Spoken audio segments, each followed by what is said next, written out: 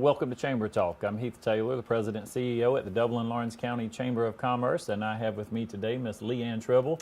Leigh-Ann is the campus director at Middle Georgia State University, the Dublin-Lawrence County campus, but Leigh-Ann, you also do a lot more than just the programming and events and things at the campus here. Right. Welcome to the show, and take a me. minute, if you would, tell us just a little bit about some of the things that you are involved with at the university. Okay. I am the director of the Dublin campus, but I also do new student orientation for freshmen and transfer students there for all 5 campuses. So you'll see me in kind of different capacities depending on what type of year it is. So, but I'm there in the Dublin campus. If you need any help with anything, come see me. And I know at the Chamber, any questions that we have, and we do work with you guys, and we Absolutely. really appreciate you guys. Yes. But you're usually our person there. Of course, Ms. Jan Mims Yes. is very helpful and does a lot and works with us and supports the Chamber as well. We appreciate Dr. Blake and all the folks at Middle Georgia State. But thank you. Brought you on the show today to talk about some of the upcoming events and some of the ongoing events. But there's one event in particular, a very exciting event that I think you want to talk about today. Yes. One thing that's been in the works for a while is called, or we're calling it Concert on the Green. And what that is basically what it says in the name. We're going to have a band at the Dublin campus. It's going to be October 25th, so that's next Tuesday, from 6 to 8 o'clock at night, and we'll have a band and a barbecue, and it's open to community and anybody that wants to come, and it's free, open to the public. Entire town wants to come. Please join us. So no admission. No and admission. Again, tell me the time. 6 to 8. 6 to 8 at next Thursday. Next Tuesday. Next Tuesday. So you need to say it 2 or 3 times Next to Tuesday. make sure everybody. Next Tuesday night on the back lawn. It's on the back at the lawn, university? green space on the Dublin campus. And tell me a little bit about the entertainment. The band is the Middle Georgia Band that has a couple of, well, it has our president that actually plays in our band, and it has our assistant provost and some deans and chairs that also play in this band. So. And I believe during the recent celebration that you guys had over at the university, Dr. Blake actually promised that this event would take place, and then also did mention that he would be participating in the event as well. So we look forward to having Dr. Blake back here in Dublin on the campus, and should be a great event. So. We hope so. It's been something in the works for several weeks, and they look forward to the community joining us. Leigh-Ann, you guys are great community supporters, great chamber supporters, and so not only the concert on the greens that we're having there, but tell me a little bit more about some of the things you have going on at Middle Georgia State. Well, the first Friday of every month we hold a business for breakfast at the campus in our student center, and that's open to chamber members, and they come and they pay, it's $15, and they hear from a city sponsor, county sponsor, chamber sponsor, and then they have a sponsor of the event. And it's just a good networking piece. We provide the food, and so you get a full breakfast, and it's just a good time to fellowship and come and find out what's going on in the community. on in your town. Yeah. Mm-hmm. And I know last month we had a great program planned. We had the athletic director from over at Georgia Southern University, and for the second month in a row, some of these hurricanes, we had a hurricane. But working with you guys and the professional staff that we have at the Chamber and the wonderful people we have in our community here, Brian Rogers was willing to step in and give a very informative talk about the relief conditions and the Red Cross efforts and all the things going on. So it was still a very relevant program. Absolutely. And we do want to share with you the program for November. Our superintendents from our county school as well as our city school, Dr. Julie Alligood and Dr. Fred Williams, will be our guest speakers. So hope folks will join us for that. Please join us for that. We're going to take a real quick commercial break, Leigh-Ann, and then we'll come back and continue our discussion. Sounds great. When my husband experienced chest pain, I knew he had to go to the ER at Fairview Park Hospital because it had an accredited chest pain center. Chest pain isn't like a broken arm or a high fever. They treat chest pain like the serious condition it is, and they treat it fast. And it was a good thing we knew the difference because my husband was in cardiac arrest. Oh, I was fine. Now he is. Treat chest pain like chest pain, choose the ER at Fairview Park Hospital. Welcome back, Leigh-Ann. Again, thank you for joining us on the show today. Before the break, we were talking about the First Friday Business Breakfast, and then prior to that, the concert. And you guys do, again, a lot of things in the community. You're involved and engaged in a lot of ways. But first and foremost, Right. you're here for educational purposes. Absolutely. Talk to me a little bit about some of the curriculum, some of the changes that you're seeing and things like that at Middle Georgia State University. Okay, so right now at the Dublin campus, we hold probably about 450 students, and we have seen, right now they can get core classes in pretty much any field, whether that's all in Dublin or, some online, between a combination between Dublin campus, hybrid, in between, one or two campuses. So you do have day and nighttime classes day and at nighttime the classes. college here in Dublin? In Dublin. Okay. Online is increasing. We've seen an increase of online. We're seeing an increase on how to delegate, send out the information through hybrid technology. Just because we do have 5 campuses, we're being creative in our Okay. ways of sending out information to the students with classes. I wanted to ask you, are you seeing a particular increase in any certain field or field of study and or level of degree versus, and I don't know if you guys recently moved away from associate degrees or so speak a little bit to the degrees that are offered, and then what are you seeing a demand or an increase in? We still have associate degree programs. We are trying to build our bachelor base of bachelors of science. We do still have a few certificates, but that is basically strictly in our aviation field. The demand is still for nurses and IT. Our bachelor programs, with a combination of classes on some campuses, you see the business being very strong, and psychology. So do you see, in comparison, are we here in Dublin, are we similar to the other campuses and the academics that they're offering and that people are seeking, or is the medical relative more to Dublin? How do we relate to the surrounding communities? I think we're similar. I think we offer, as many classes that we can at the moment for a degree in nursing in Dublin. Now, what that's, some being very flexible with classes and very creative of, taking them at night or taking them in a cohort.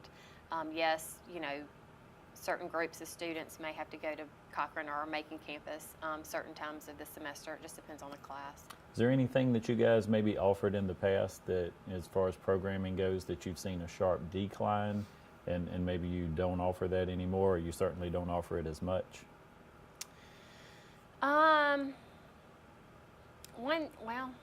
Not really. Everything's pretty steady for the most part. Pretty steady for the most part. And talk to me a little bit, Leigh-Ann. I know the technical college works a lot with some of our industry folks. Tell me a little about your relationship with the technical college and or with our existing industries here. Absolutely. We are trying to expand in one field of criminal justice between our technical schools and us. And that is one way that collaboration and partnerships is how both schools are going to just That's exciting. It's exciting. Yeah, it's going to be very. And as relative to the industry that we have, do you guys meet with our industry folks regularly or individually? What kind of partnerships do you have with our local industry? Yes. So currently they are doing a industry analysis of the different industries locally, because what we want to see happen is we provide the education that the industries need for, so you come to us and you get the education and then you go back in the workforce and you stay and here locally. And you stay here and work. locally and you work. So that's kind of our goal, our mission. Which would say why we have the big need for the nursing industry right now with as much of the opportunities as we offer for that. You got a whole sheet full of things here. Full Is there of anything stuff. else on there that you would like to make sure we share with our viewers today? One thing is in November, we do this for our applicants. So if you're applying to the school, we do a no fee November. So basically you waive your application fee. So if I'm a potential student thinking about coming and I apply in November, we waive your application And fee. what type, can we say what type of savings that is? Application fees? $35. $35. Can you share with us maybe just an average or a typical amount that a class would take or someone would pay to take a class? It depends on how, 3-hour classes are going to be a couple $100. Online's going to be a little more because you're paying for the online cost. Approximately $200 per credit hour. Okay, that's not too bad. It's not too bad. So we talked about the education side of things. We talked about some of the programs that are being added and some that are dropped. Tell me just what you're seeing in education today, where you guys, and maybe even this would be more governmental related, is there anything that's coming down the pipeline that's hurting you guys or preventing you guys from being able to teach? I know at a lower level versus high school, middle school, things like that, there's some control with things. How does the government impact what you guys are able to do or not do? Well, since we're in the USG, we have to abide by the guidelines of the Board of Regents. And really, right now, we could always use more resources, a budget increase, kind of thing, but it may or may not happen from year to year. So sometimes it's based on enrollment. And so you just kind of... So if you had an early Christmas wish list for Middle Georgia State University, what's the one thing you would wish for Middle Georgia State University that could happen right now? Right now, more resources and just a broader yes, reach to Reach folks to and folks. different programs and things such as that. So. Absolutely. Okay, let's take a short break and then we'll be right back and continue our conversation. Hi, I'm Chuck Harwell with Community Bank of Dublin-Lawrence County, where our focus is you, our community. Our local lenders are here to help you with your business loans and your personal loans. Our decisions are made in the bank with an answer the same day you come in. Community Bank of Dublin-Lawrence County is where common sense banking never goes out of style. Other banks may come and go, but we're here to stay. We are approaching a decade of service for Dublin-Lawrence County. Thank you for your support. Come see us at Community Bank of Dublin-Lawrence County, the bank that's service-built.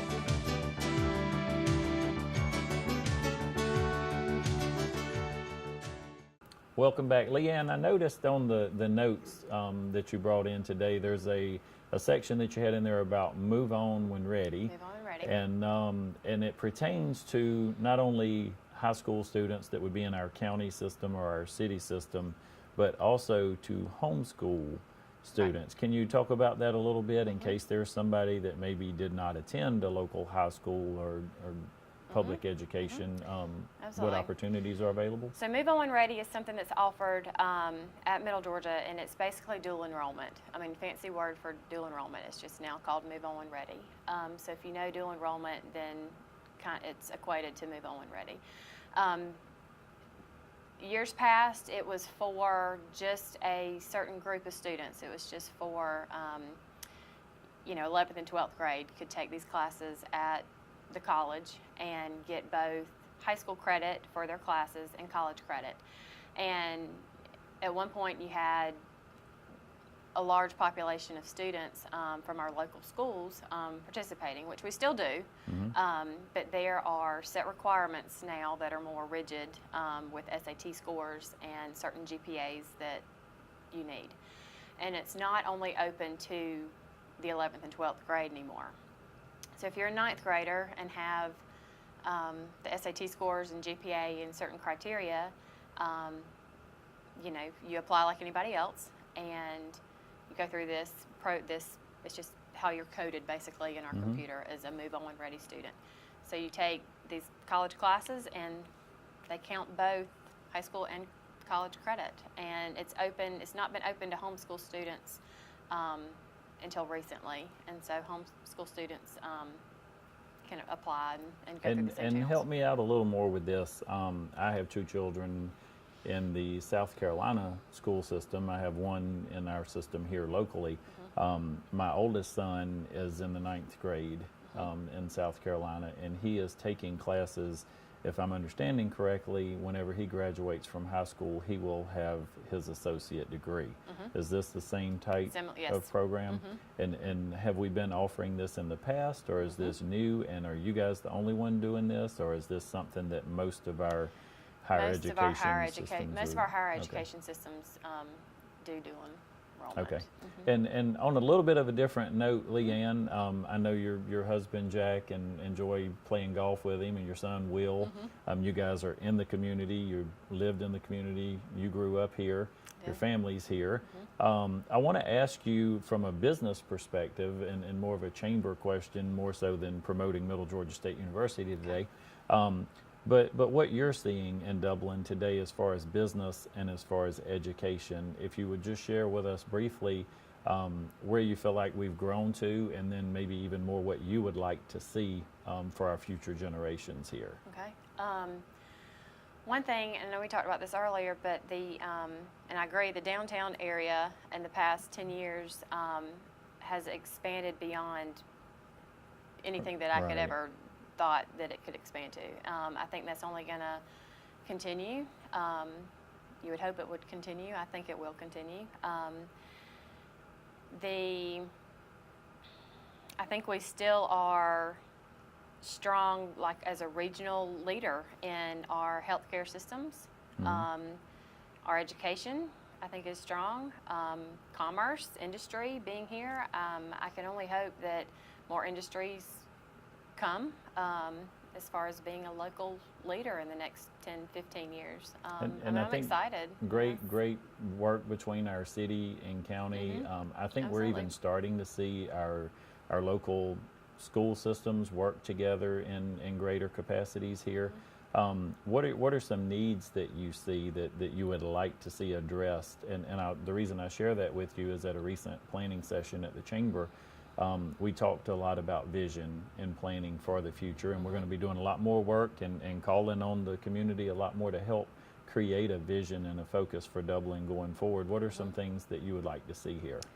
One thing, I'm also on the Lawrence Youth Leadership Board, and so when I interview students for that program, one thing, these are 10th and 11th grade students, one thing that they talk about is needing more places to just be with their friends, just to kind of hang out, coffee shops, or just kind of, Barnes and Noble things, Right. just kind of a hangout spot. I'm glad Stubbs Park is being looked at to kind of get a facelift, and I think that's important. Yeah, again, the As- city and a lot of our government agencies are doing some great things to help clean up neighborhoods, to help neighborhoods grow forward. We have some things coming up in the future that'll be important to vote on, such as the alcohol referendum. There are some Absolutely. different things going on with different pockets of development in Dublin and Orange County. And I want to be clear to say, from a chamber perspective, certainly we want to see Dublin grow. We want to see Dublin successful. We want great business, great schools, great roads, great legislation. Doing a local radio show the other morning, the DJ mentioned Warner Robins and Macon and some of the amenities that they have that we don't have. And I immediately had a phone call when I got back to work, and somebody reminded me real quick, this isn't Macon, this isn't Warner Robins. And I want you to know I could not agree more. We're Dublin. But there is nothing wrong with being the absolute best Dublin Right. that we can be, and having a shared vision and projects and goals that we can That we work work toward toward. as a Absolutely. community. With your husband, if we can mention real quick, we appreciate he recently joined the chamber and Yeah, is he a supporter of the Yeah, chamber. he's excited. How can you speak just a little bit to how business is going and things such as that? For him? Yes. He business is good. He's busy. He owns the Tribble group. It's a forestry consulting group, and he works for the landowner. So the landowner calls him and basically tells him, their needs, and he goes out and looks at the land and surveys and sets up the timber sales and kind of whatever the landowner needs So are. are we seeing an increase, hopefully, in maybe the amount of think- work and the phone calls that think Jack's so. receiving I think so. for development? I think so. Going for, is there any particular area of development that we're seeing more of? Is that a better question for him? Probably a better question for you. Okay. Well, and I can tell you for us, certainly business, we've celebrated 7 or 8 new businesses with the Chamber in the last few weeks. So thank you to all of the folks, and welcome to those new members. Things seem to be doing well at the Chamber. Our ambassador program continues to have a huge impact in our community. Absolutely. Thank you for Thank you. serving in that capacity as well.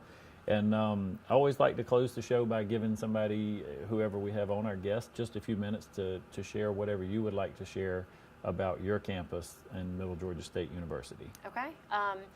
Just a couple more things. Registration for next semester is open for current students starting next week. And so if you're a current student, you register for class next week. So see an advisor to register for class.